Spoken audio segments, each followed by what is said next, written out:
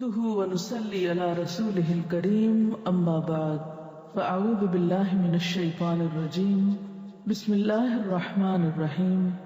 قرآن پاک میں اللہ سبحانہ وتعالیٰ کا ارشاد ہے وَاذْكُرُوا اللَّهَ فِي أَيَّامٍ مَعْدُودَاتٍ، اور گنتی کے چند دنوں میں اللہ کا ذکر کرو۔ یہ آیت حج کی مناسبت سے قرآن پاک میں آئی ہے اور یہاں گنتی کے چند دن مناسک حج کی ادائیگی کے دوران جو دن آتے ہیں وہ مراد ہے۔ ایک اور جگہ پر آتا ہے وَاذْكُرُوهُ كَمَا هَدَاكُمْ، اور اس کا ذکر کرو، اس کو یاد کرو جیسا کہ اس نے تمہاری رہنمائی کی ہے۔ یعنی اللہ کے ذکر میں بھی اللہ تعالی کی دی ہوئی رہنمائی کو مد نظر رکھنا بے حد ضروری ہے۔ وہ رہنمائی کیا ہے؟ اس کے لیے ہم رسول اکرم صلی اللہ علیہ وسلم کے اسوہ حسنہ کو دیکھیں گے، کیونکہ قرآن پاک میں اللہ سبحانہ وتعالیٰ فرماتے ہیں قُلْ إِن كُنتُمْ تُحِبُّونَ اللَّهَ فَاتَّبِعُونِي يُحْبِبْكُمُ اللَّهُ وَيَغْفِرْ لَكُمْ ذُنُوبَكُمْ، کہہ دیجئے کہ اگر تم اللہ سے محبت رکھتے ہو تو میری پیروی کرو، اللہ تم سے محبت کرے گا اور تمہارے گناہوں کو معاف کر دے گا۔ تو ذکر کرنے کے معاملے میں بھی ہمیں نبی صلی اللہ علیہ وسلم کی اطاعت کرنا ہے، آپ کا اتباع کرنا ہے اور یہ دیکھنا ہے کہ آپ نے مختلف مقامات پر کیا ذکر کیے۔ تو آج ہم حج کی مناسبت سے کچھ مسنون اذکار کا ذکر کریں گے۔ سب سے پہلے تو جو شخص گھر سے جا رہا ہو، یعنی حاجی جو حج کرنے کا ارادہ رکھتا ہو، جب گھر سے جانے لگے تو گھر والوں کے لیے دعا کرے۔ قدرتی بات ہے جب انسان اپنے گھر والوں سے جدا ہوتا ہے تو ان کی فکر بھی ہوتی ہے اور اداسی بھی ہوتی ہے، تو ایسے موقع پر ذکر سکھایا گیا۔ ابن ماجہ کی روایت میں آتا ہے استودعکم اللہ الذی لا تضیع ودائعہ، ترجمہ ہے اس دعا کا میں تمہیں اللہ کے سپرد کرتا ہوں جس کے پاس رکھی گئی امانتیں سلامت رہتی ہیں۔ یعنی گھر والوں کو انسان اللہ کے سپرد کر کے روانہ ہو تاکہ اسے بار بار پیچھے کی فکر نہ ہو۔ پھر گھر والوں کے لیے بھی آتا ہے کہ وہ بھی جانے والے کو دعا دیں۔ وہ کیا کہیں؟ ترمذی کی روایت میں آتا ہے استودع اللہ دینک و امانتک و خواتیم عملک، میں تمہارا دین، امانت اور آخری عمل اللہ کی حفاظت میں دیتا ہوں۔ یعنی جاتے ہوئے تمہیں یہ دعا دیتا ہوں کہ تم اللہ کی حفاظت میں رہو اپنے دین، امانت اور اعمال کی سلامتی کے ساتھ۔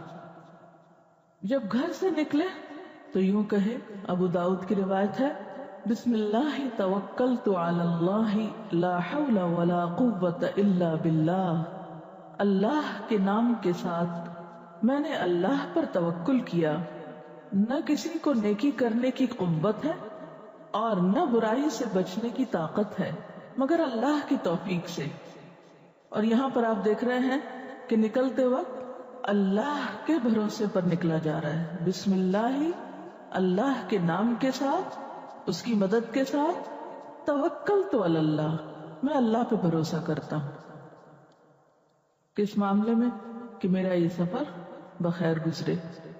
پھر اسی طرح ایک اور دعا بھی ہے، مشکات کی روایت ہے اللہم انی اعوذ بک ان اضل او اضل او اظلم او اظلم او اجہل او یجہل علی، یا اللہ میں تیری پناہ مانگتا ہوں اس بات سے کہ میں گمراہی اختیار کروں یا کوئی مجھے گمراہ کرے، میں کسی پر ظلم کروں یا کوئی مجھ پر ظلم کرے، میں کسی کے ساتھ نادانی سے پیش آؤں یا کوئی میرے ساتھ نادانی سے پیش آئے۔ کیونکہ جب انسان گھر سے باہر ہوتا ہے تو اسے طرح طرح کے حالات اور واقعات کا سامنا کرنا پڑتا ہے اور بسا اوقات انسان مشکلات کا شکار بھی ہو جاتا ہے۔ تو یہ دعا بھی حفاظت کی دعا ہے۔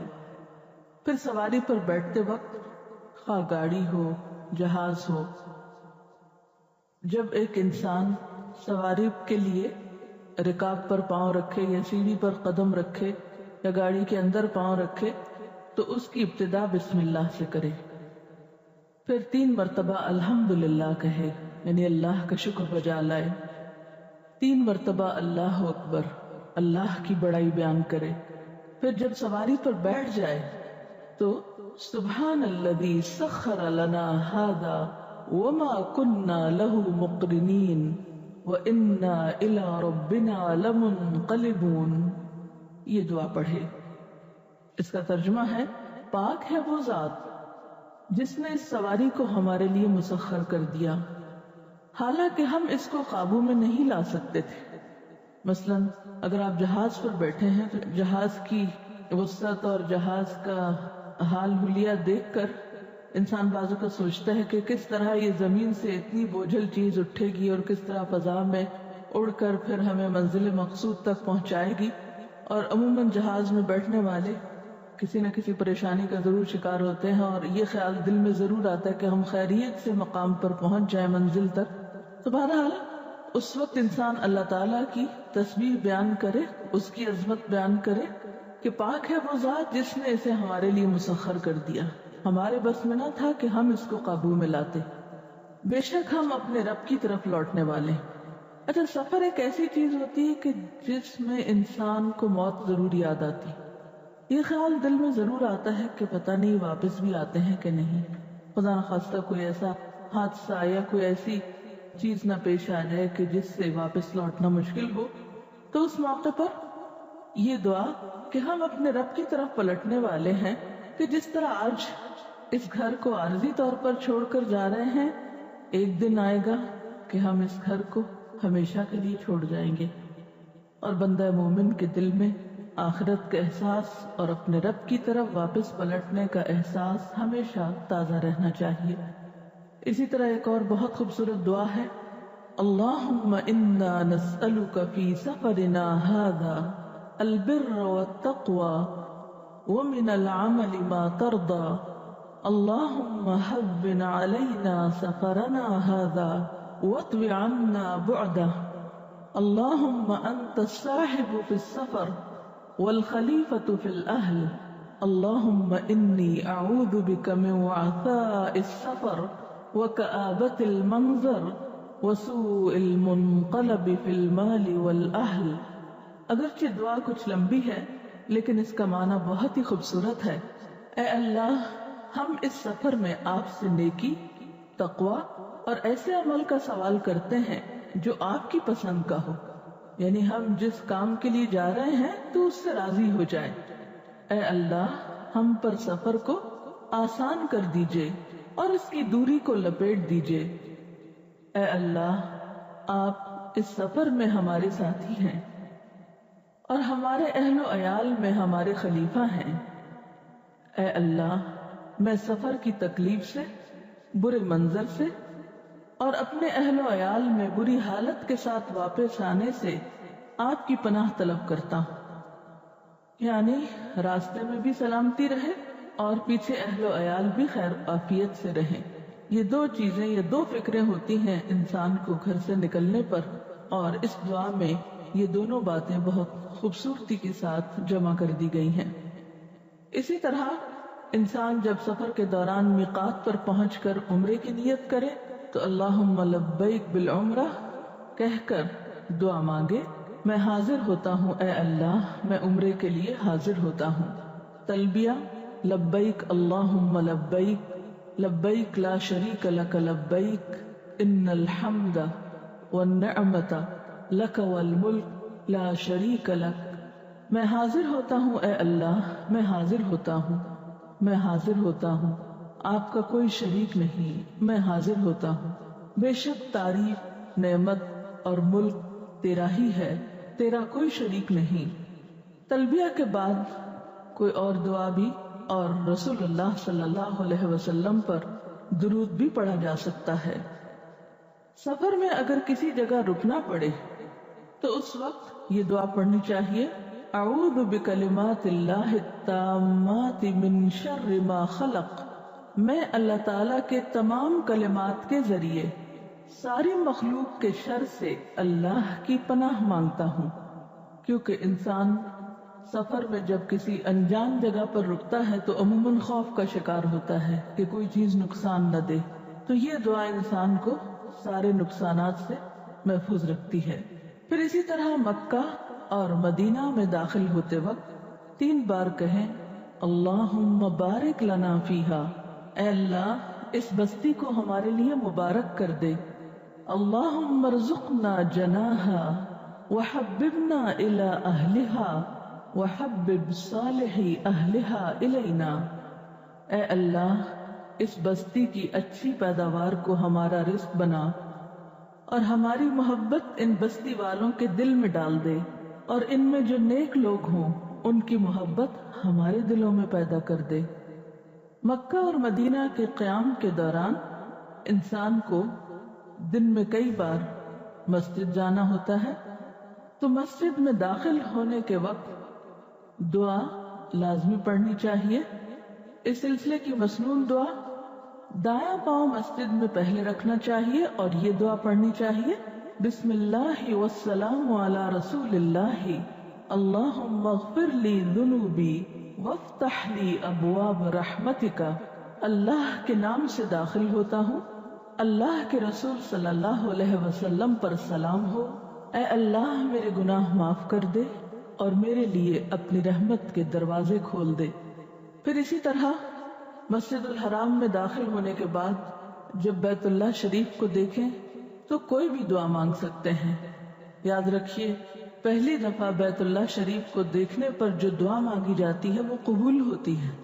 اس وقت آپ جو چاہیں مانگے، لیکن اگر اپنے لیے، تمام مومنوں کے لیے، اپنے والدین کے لیے دعا مانگیں اور وہ بھی آخرت کی بخشش کی، تو یہ ایک بہترین دعا ہوگی۔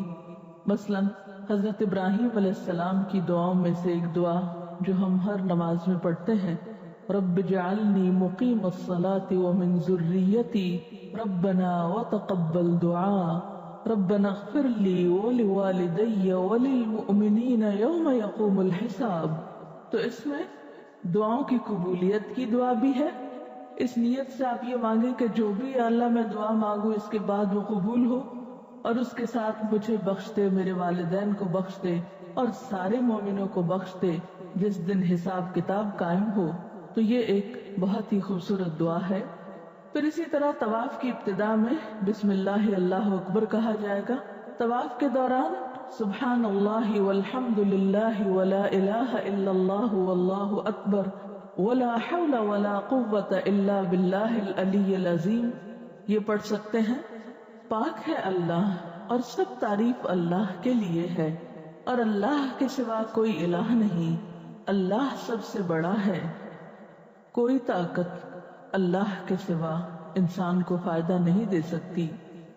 رکن یمانی اور حجر اسود کے درمیان اللہم انی اسألک العفو والعافیۃ فی الدنیا والآخرہ ربنا آتنا فی الدنیا حسنۃ وفی الآخرۃ حسنۃ وقنا عذاب النار۔ یہ دعا پڑھی جا سکتی ہے، یہ مسنون دعا ہے۔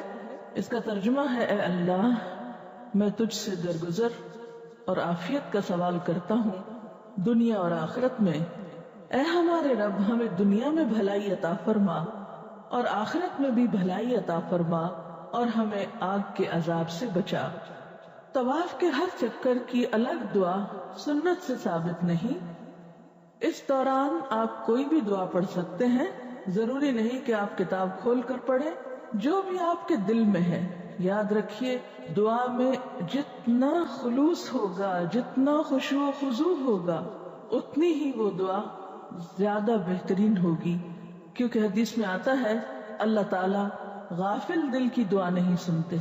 تو ایسا نہ ہو کہ ہمارا دھیان کہیں اور ہو، یا ہم صحیح طور پر کتاب سے کچھ پڑھ نہ پا رہے ہوں اور دعا میں وہ یکسوئی نہ ہو، تو اس سے بہتر ہے کہ اپنی زبان میں دعا مانگ لیجئے، لیکن دعا میں خلوص اور خشوع و خضوع اور توجہ بے حد ضروری ہے۔ اسی طرح زمزم پیتے ہوئے بسم اللہ پڑھ کر پیئے، خوب پیٹ بھر کر پیئے۔ زمزم سے پہلے دعا قبول ہوتی ہے۔ حضرت ابن عباس یہ دعا مانگا کرتے تھے، اللہم انی اسألک علما نافعا ورزقا واسعا وشفاء من کل داء۔ اے اللہ میں تجھ سے نفع پہنچانے والا علم اور فراخ روزی اور ہر بیماری سے شفا کا سوال کرتا ہوں۔ پھر مقام ابراہیم کی طرف جاتے ہوئے واتخذوا من مقام ابراہیم مصلی پڑھ لیجئے اور مقام ابراہیم کو نماز کی جگہ بنا لو۔ پھر سعی کے لیے جاتے ہوئے ان الصفا والمروة من شعائر اللہ ابدأ بما بدأ اللہ بہ، بے شک صفا و مروہ اللہ کی نشانیوں میں سے ہیں، میں سعی کی ابتدا اسی پہاڑی سے کرتا ہوں جس کا ذکر اللہ نے پہلے کیا یا جس سے اللہ تعالیٰ نے ابتدا کی۔ صفا سے سعی کا آغاز کرتے ہوئے لا الہ الا اللہ وحدہ لا شریک لہ لہ الملک ولہ الحمد وہو علی کل شیء قدیر، لا الہ الا اللہ وحدہ انجز وعدہ ونصر عبدہ وہزم الاحزاب وحدہ۔ اللہ کے سوا کوئی الہ نہیں، وہ اکیلا ہے، اس کا کوئی شریک نہیں، بادشاہی اور حمد اسی کے لیے ہے اور وہ ہر چیز پر قادر ہے۔ اللہ کے سوا کوئی الہ نہیں، وہ اکیلا ہے، اس نے اپنا وعدہ پورا کیا، اپنے بندے کی مدد فرمائی اور تمام لشکروں کو تنہا شکست دی۔ عرفات کی طرف جاتے ہوئے جیسا کہ آپ جانتے ہیں کہ میدان عرفات قبولیت دعا کی بہترین جگہ ہے۔ یوم عرفہ قبولیت کا دن ہے اور میدان عرفات میں مانگی جانے والی دعا ترمذی کی روایت میں لا الہ الا اللہ وحدہ لا شریک لہ لہ الملک ولہ الحمد وہو علی کل شیء قدیر ہے۔ اس کے علاوہ جو چاہیں آپ مانگ سکتے ہیں۔ یاد رکھیے اس روز سب سے زیادہ انسانوں کی گردنیں جہنم سے نجات پاتی ہیں یا چھڑا لی جاتی ہیں۔ اللہ تعالیٰ اپنے بندوں پر خاص رحمت فرماتا ہے، اس لیے اس دن کو زیادہ سے زیادہ دعا میں گزاریے اور اللہ کے ذکر میں۔ اور اس دعا میں آپ دیکھیے کہ بظاہر مانگا کچھ بھی نہیں گیا، صرف اللہ تعالیٰ کی تعریف بیان کی گئی، اللہ تعالیٰ کی وحدانیت بیان کی گئی ہے، صرف اللہ کی توحید کا ذکر ہے، اس کی قدرت کا ذکر ہے، اس کی تعریف ہے۔ بندہ جب اللہ کے قریب ہوتا ہے تو اللہ تو دل کی باتیں بھی جانتا ہے۔ وہ بظاہر زبان سے اگر کچھ مانگ نہیں سکتا اور صرف اس کے ذکر میں مشغول رہتا ہے اور سب سے پسندیدہ ترین چیز اس کی توحید کا اعلان کرتا ہے تو یہی چیز اس کی نجات کا ذریعہ بن جاتی ہے۔ پھر جمرات کو کنکری مارتے ہوئے ہر کنکری کے ساتھ اللہ اکبر پڑھنا چاہیے۔ مسجد نبوی کی زیارت کے لیے جب آپ مدینہ جائیں تو اس وقت مدینہ منورہ میں داخل ہوتے وقت وہی دعا پڑھیں جو مکہ میں داخل ہوتے وقت آپ نے پڑھی۔ پھر جب آپ مسجد میں داخل ہوں تو وہی دعا پڑھیں جو آپ نے مسجد حرام میں داخل ہوتے وقت پڑھی۔ پھر حجرہ مبارک کی طرف رخ کریں اور نبی صلی اللہ علیہ وسلم پر سلام کہیں، السلام علیک یا رسول اللہ صلی اللہ علیہ وسلم۔ پھر حضرت ابو بکر صدیق رضی اللہ تعالی عنہ کے لیے سلام کہیں، السلام علیک یا ابا بکر صدیق، اے ابو بکر صدیق آپ پر سلامتی ہو۔ پھر حضرت عمر رضی اللہ تعالی عنہ کے لیے سلام کہیں، السلام علیک یا عمر الفاروق، اے عمر فاروق رضی اللہ تعالی عنہ آپ پر سلام ہو۔ اس کے علاوہ مسجد میں اور مسجد کے باہر کثرت کے ساتھ درود شریف پڑھیے۔ بہترین درود ابراہیمی ہے جو نبی صلی اللہ علیہ وسلم نے خود سکھایا ہے، اللہم صلی علی محمد وعلی آل محمد کما صلیت علی ابراہیم وعلی آل ابراہیم انک حمید مجید، اللہم بارک علی محمد وعلی آل محمد کما بارکت علی ابراہیم وعلی آل ابراہیم انک حمید مجید. جو شخص ایک بار نبی صلی اللہ علیہ وسلم پر درود بھیجتا ہے اللہ تعالیٰ اس پر 10 رحمتیں بھیجتا ہے. اس لیے سب سے بڑا بخیل وہ ہے جو درود شریف پڑھنے میں بخل سے کام لے. تو کثرت کے ساتھ درود شریف پڑھتے رہیے. السلام علیکم اہل الدیار من المؤمنین والمسلمین وَإِنَّا إِن شَاءَ اللَّهُ بِكُمْ لَلَاحِقُونَ نَسْأَلُ اللَّهَ لَنَا وَلَكُمُ الْعَافِيَةَ. اے اس گھر کے رہنے والے مومنوں اور مسلمانوں، تم پر سلامتی ہو. ہم بھی انشاءاللہ تمہارے پاس آنے والے ہیں. ہم اللہ سے اپنی اور تم سب کے لیے عافیت مانگتے ہیں. سفر سے واپسی پر آئبونا تائبونا عابدونا لربنا حامدونا پڑھیے. ہم لوٹنے والے ہیں، یعنی اب واپسی کا سفر ہے، توبہ کرنے والے ہیں، عبادت کرنے والے ہیں، اپنے رب کی حمد کرنے والے ہیں. ایک اور دعا ہے اوبن اوبن لربنا توبن لا یغادر علینا حوبن. پلٹنے والے ہیں، پلٹنے والے ہیں، اور ہم اپنے رب ہی کے حضور توبہ کرتے ہیں، ایسی توبہ جو ہم پر گناہ کا کوئی اثر باقی نہ رہنے دے. اس سلسلے میں اگر کوئی سوال ہو آپ کے ذہن میں تو آپ کر سکتے ہیں. میم یہ جو اتنی ساری دعائیں ہیں، اگر کسی کو اتنی ساری دعائیں عربی میں یاد نہ ہو تو وہ کس طرح ان کو یاد کرے، یا اردو میں مانگ سکتا ہے یا اپنی زبان میں؟ ایسا ہے کہ یہ دعائیں مانگنا افضل تو ہے کیونکہ نبی صلی اللہ علیہ وسلم کے الفاظ ہیں، آپ کا طریقہ ہے، لیکن بسا اوقات ہمارا حافظہ اتنا نہیں ہوتا کہ ہم سب یہ زبانی یاد کر سکے. بعض اوقات عین موقع پر بھول جاتا ہے، تو ایسی صورت میں آپ اپنی زبان میں بھی دعا مانگ سکتے ہیں. اگر آپ ان دعاؤں کو مختصر انداز میں اپنے پاس لکھ لیں تو جہاں جہاں موقع ہو وہاں یاد دہانی کے لیے آپ ان لکھے ہوئے کاغذات کو پڑھ بھی سکتے ہیں، اور اس طرح بار بار ایک دعا مانگنے سے انشاءاللہ آپ کو زبانی یاد بھی ہو جائے گی. اور جہاں تک زبانی یاد کرنے کا تعلق ہے تو اس سلسلے میں آپ جتنی زیادہ تکرار سے کام لیں گے، جتنا زیادہ آپ مانگیں گے، اتنا ہی یہ چیزیں آپ کے لیے آسان ہو جائیں گی اور آپ کی عادت کا حصہ ہو جائیں گی. لیکن پھر بھی اگر مشکل ہو تو فرض کے درجے میں بہرحال نہیں ہے. آنٹی حج مبرور سے کیا مراد ہے؟ حج مبرور سے مراد وہ حج ہے جو سنت طریقے پر کیا جائے اور اس میں کوئی گناہ کا کام نہ کیا جائے، اور اتنے شوق اور ذوق سے کیا جائے کہ اللہ تعالیٰ کو پسند بھی آ جائے، جس میں زیادہ سے زیادہ نیکی کی جائے. ٹھیک ہے؟ ہم لوگ کو حج کے دوران لبیک اللہم لبیک کیوں کہنا چاہیے؟ اللہ تعالیٰ نے حضرت ابراہیم علیہ السلام کو حکم دیا تھا کہ آپ لوگوں کو حج کرنے کے لیے بلائیں. وَأَذِّن فِي النَّاسِ بِالْحَجِّ. جب آپ نے اللہ تعالیٰ کا گھر بنا لیا تھا تو پھر اللہ تعالیٰ کے حکم سے انہوں نے سب لوگوں کو حج کی دعوت دی تھی کہ آؤ اس گھر کی اب زیارت. تو جب اللہ تعالیٰ نے ان کو حکم دیا کہ آپ اس طرح بلائیں تو انہوں نے کہا یا اللہ، یہ تو اتنی خالی جگہ پر ہے یہ گھر کہ کوئی نہیں آئے گا یہاں، کیونکہ کوئی سبزہ نہیں، کوئی پکنک پوائنٹ نہیں، بہت سخت گرمی ہوتی ہے وہاں، اور اس وقت تو کوئی آبادی بھی وہاں نہیں تھی، بالکل ویرانہ اور سنسان جگہ تھی. تو انہیں پریشانی ہوئی کہ کون آئے گا.